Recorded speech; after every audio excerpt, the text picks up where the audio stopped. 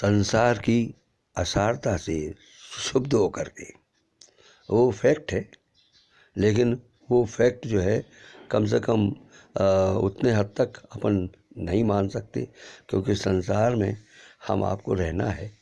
कोई भी बड़े बड़े सिद्ध मुनि ज्ञानी कोई भी सब, उनको अपने भोजन के लिए संसार में उतरना ही पड़ता है।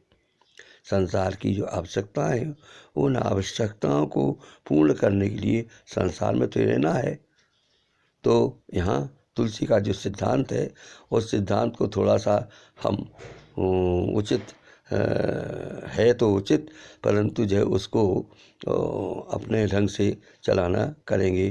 जैसे उन्होंने कहा, मन पछतई है अवसर बीते, मन पछतई है दुर्लभ देह पाई हरि पदु भज, दुर्लभ देह पाई हरि पदु भज, करम बचन अरु हीते अवसर बीते, मन पछतई है अवसर बीते, अवसर बीते।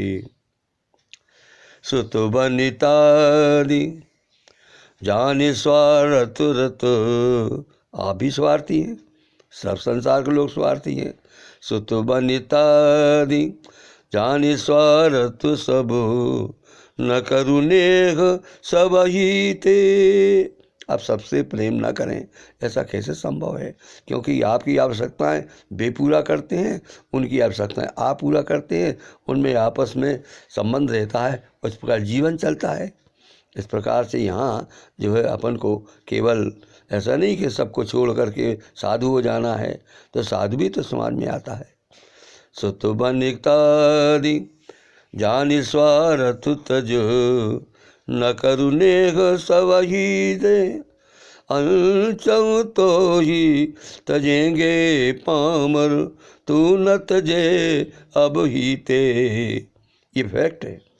जब आदमी व्रत हो जाता है, अत्यंत दुर्बल हो जाता है, तो सभी लोग उसको जो है उसकी आदतों से, सेवाओं से, हर चीज़ से तंग हो जाते हैं, परेशान हो जाते हैं, तो फिर उसको वो छोड़ देते हैं। अंत में जाके ये बिल्कुल सत्य है, कठोर सत्य है, कि आगे जाके ये कहते हैं कि अब ये यहाँ संसार से चले जाएं तो अच्छा है, हमारा पिंड छूटे। और पंत ने कहा, दुत झरू द्रुत धरु वृक्ष के जीर्ण पत्र। तो वो जीर्ण पत्र जो हैं वो वृद्ध लोग हैं, लेकिन वृद्ध जो हैं कहाँ तक, जहाँ अपना जीवन है उतना तक चलाएंगे।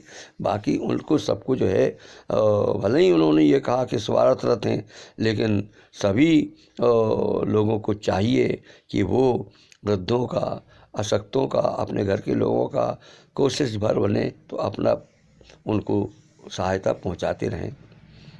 तो इसलिए यहाँ तुलसीदास जी का सिद्धांत थोड़े से समन्वयकारी होना चाहिए कि सबसे मिला जुल के रहना चाहिए, सबसे प्रेम रहना चाहिए और सबसे वैराग भी रहना चाहिए।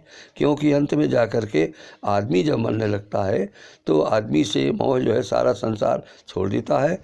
और कबीर ने कहा, क्या कहा, 3 दिनों तक त्रिया रोवे, 5 दिनों तक भाई, 7 दिनों तक ये रो, यानी मतलब जो है केवल 13 दिन का जो शोक संसार है हो जाता है, और फिर जो है आदमी जो है उसको भूल जाता है। तो वो तो संसार की गति है, जो यहाँ आया है उसको मरना ही है, तो मृत्यु का जो है साक्षात्कार अवश्य होना है। तो इतना करते हुए भी फिर भी हम अपने परिवार में जितना अवसर संभव एक दूसरे की सहायता करना चाहिए और उनको उनके प्रति सॉफ्ट कॉर्नर रखना चाहिए। मेरा निवेदन यह है। सुत बनितादि जानि स्वार्थ रत, न करुणे सब हीते, अंत तो तजेंगे पामर, तू न तजे अब हीते। ऐसा नहीं है, अभी तक दोगे तो फिर कहाँ जाओगे? फिर भोजन के लिए, वस्त्र के लिए, हर चीज़ के लिए आपको अनेक आवश्यकताओं को समाज से संबद्ध करना पड़ेगा। जैसे वो आपके एक कवि थे, उन्होंने एक बच्चा जो है रामलक्ष्मण त्रिपाठी, एक युवक जो है बस पर कार उस पर जा रहा था ट्रेन पर, तो उनको उतारा और पूछा, क्यों भाई कहाँ जा रहे हो? बोले हमें संसार से कोई विरक्ति हो गई है, कोई बेकार नहीं है। तो उन्होंने कहा ये गलत कहा आपने, क्योंकि आपको जो माता पिता ने, भाइयों ने, बंधु ने, समाज ने आपको 18-20 साल का बड़ा खड़ा कर दिया, बड़ा हो करके, उनके प्रति आपका कर्तव्य तो पहले है। वो आप कर्तव्य पालन करेंगे तब होगा। आप इस प्रकार से संन्यास लेकर के और जीवन में सुख नहीं पाएंगे।